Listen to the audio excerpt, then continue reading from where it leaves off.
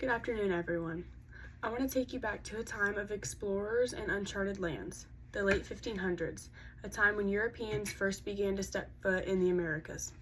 These explorers not only brought their compasses and ships, but they also brought stories. Stories that, whether we realize it or not, still shape how we see the world today. Today I want to talk about one such explorer, Thomas Hariot.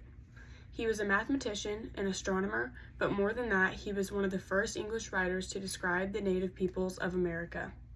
His work, A Brief and True Report, a title that already sounds like he was ready to write history, was one of the earliest accounts of native tribes in the New World. But here's the thing.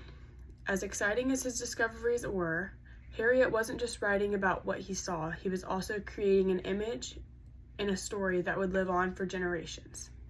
And that story, while powerful, wasn't entirely fair. Now we're going to talk about the power of perception. Imagine this.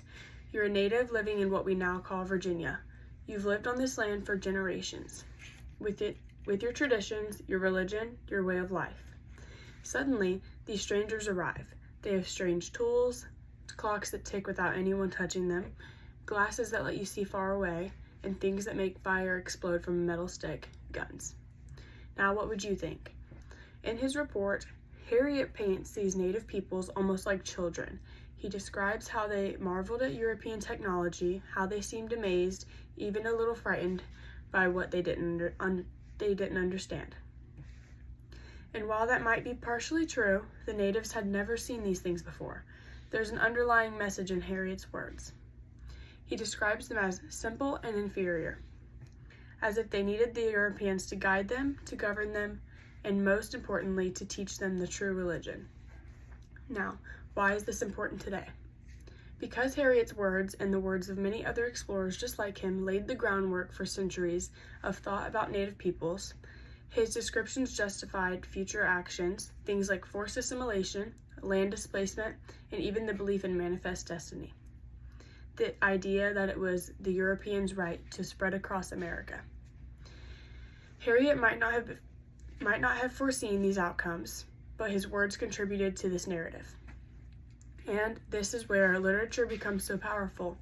Hariot wasn't just reporting what he saw, he was shaping a story that would be passed down through generations. His account wasn't just an observation, it was a perspective.